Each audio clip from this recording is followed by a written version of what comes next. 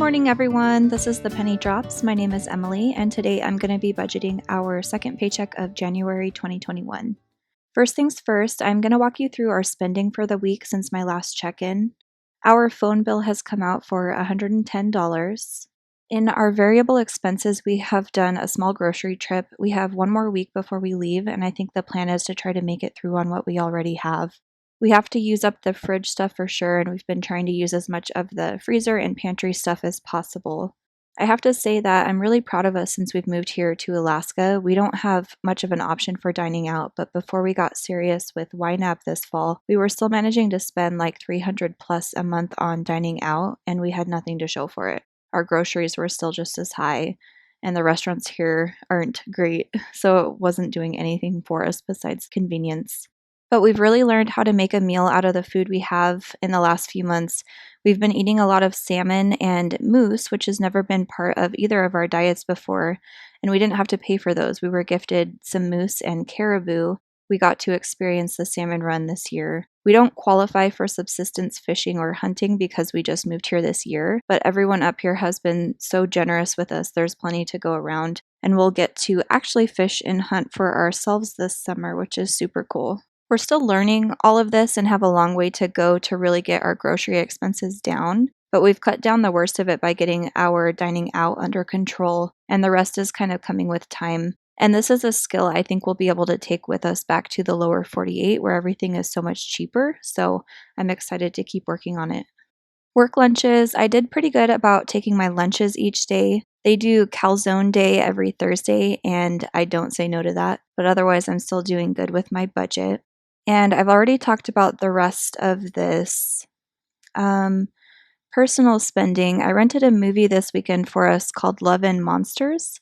It was pretty good, really quirky, like indie vibe, and I really enjoyed it. If you like Zombieland or Perks of Being a Wallflower, it has a similar banter. And that's it. Today we are still funding our February expenses, so I'll be budgeting into February in just a moment. We did receive another check from my old employer. This one was for $100, and it's still a part of the litigation from their bankruptcy last year. So that is showing in my to be budgeted. We need to go add Trent's paycheck real quick. The benefits and withholding are already entered, so we just need to edit and enter now. Going back to the budget screen, we're going to fund these paycheck withholdings. I like to track our gross income in YNAB, not just our take home. So to do that, I have to show all of these taxes and withholding as outgoing expenses. Doing this is a way for us to quickly reevaluate our tax standing and make adjustments on my W-4 or just adjust our self-withholding if needed throughout the year. Trent is a 1099 employee at his side gig, which is a designation in the US that means taxes are not withheld from his income. So if he gets several big jobs throughout the year that bump his income way above what we've planned for, which did happen this year, I can quickly recalculate and reestimate our tax obligation with this information in my reports. Right now, I still have our self-withholding sitting off budget in our Ally Savings account for 2020. It's not part of our YNAB budget because I don't want to see it or think about it at all until I've done our taxes and know for sure that we don't owe this year. Once taxes are submitted, I'll be able to return that money to our checking account and our YNAB budget, and it'll basically be like a tax refund that we gave ourselves. For 2020, I'm estimating that we'll get that $600 as a self-refund and around $600 from the IRS as a federal refund. I think we withheld a little bit this year, but not by much, so those refunds are amounts I'm pretty happy with, assuming I've estimated everything accurately. For 2021, I'm running us a little closer to zero. We have a little less margin of error so that we can have more money in our paychecks, less going to the government. But because of that, I need to be more careful about adjusting for unexpected income on the self-withholding side. If you're in the US and interested in calculating your own tax obligation, I recommend using the IRS tax withholding calculator on irs.gov. It's very accurate, and it even shows you how to fill out your W-4 based on the level of refund you want. I know lots of people like getting a big refund in April, but in a lot of circumstances, that means you were giving the government several $100s every single month that you could have been using in your day-to-day life. That's not always the case. Some people fall in that sweet spot where they get more back than they put in.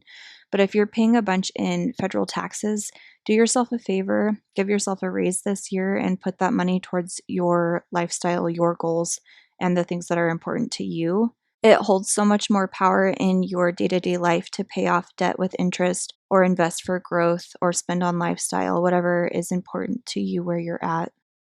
Okay, I need to put 5% into our Transfer Tuesday fund. So I'll do plus 1698.35 times 0.05.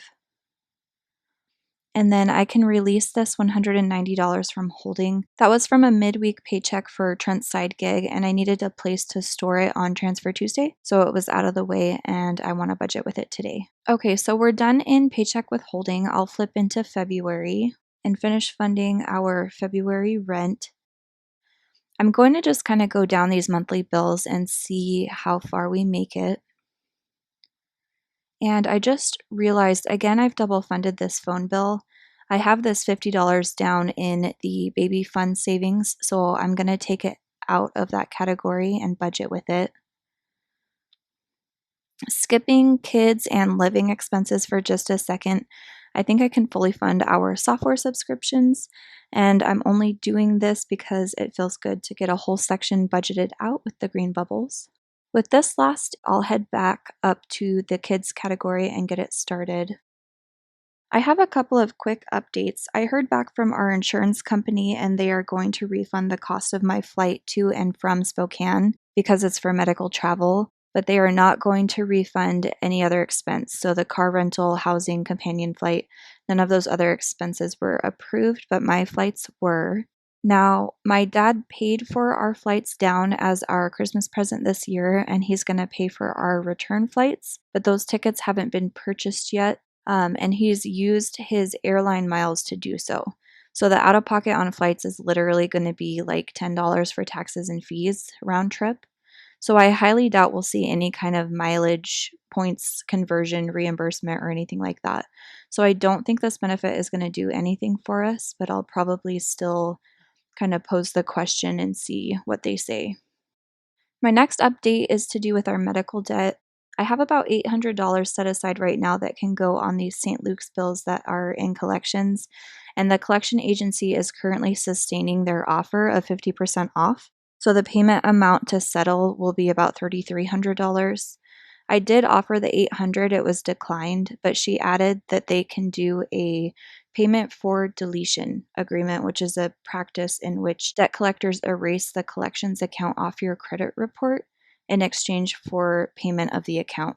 I like this offer. One of our big goals in the next probably 3 or 4 years is to buy a house, and mortgage lenders still look at collections on your report even if they've been paid off, even though your credit score doesn't reflect them. If we weren't looking to get a mortgage anytime soon, we have no other plans for new debt really in the near future, so I probably wouldn't be incentivized by this. I told her I could probably get the $3,300 saved up in the next month or two.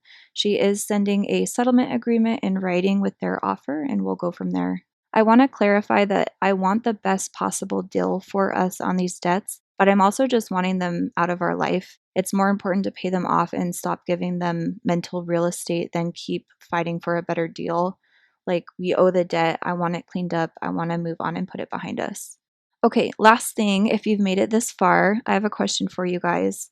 We are starting to use our credit cards for purchases and therefore starting to see cash back rewards building up. I've been toying with the idea of just letting them build up, but I also don't want to just let them sit there doing nothing if I don't have a specific purpose for them. As of the 20th of January, we should have around $100 that I can redeem, and I suspect we'll be getting around 50 to 100 every month. So it's not a huge amount of money, but I wouldn't mind seeing that amount on a Transfer Tuesday once a month if that was what I chose to do with them. My other options could be to save them up for Christmas each year.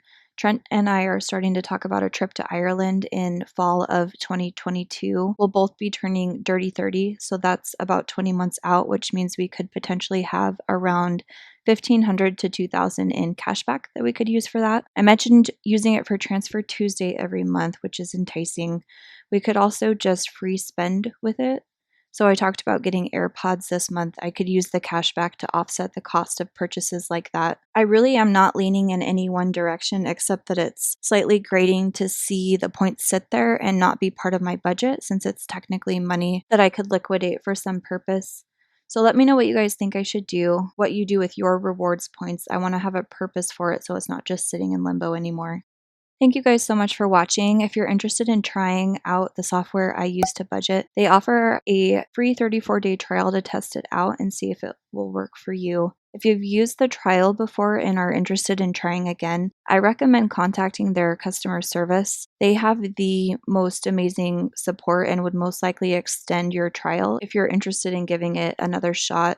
I fully understand that this platform has a significant learning curve and it will take time to wrap your head around how it works and get into the rhythm of using it, but it is so worth it once you have the hang of it. It's completely changed our life. Don't forget to support my channel by giving this video a thumbs up. Leave a comment down below telling me how you think I should use our cashback. Subscribe if you haven't already, and I will talk to you guys all very soon. Bye!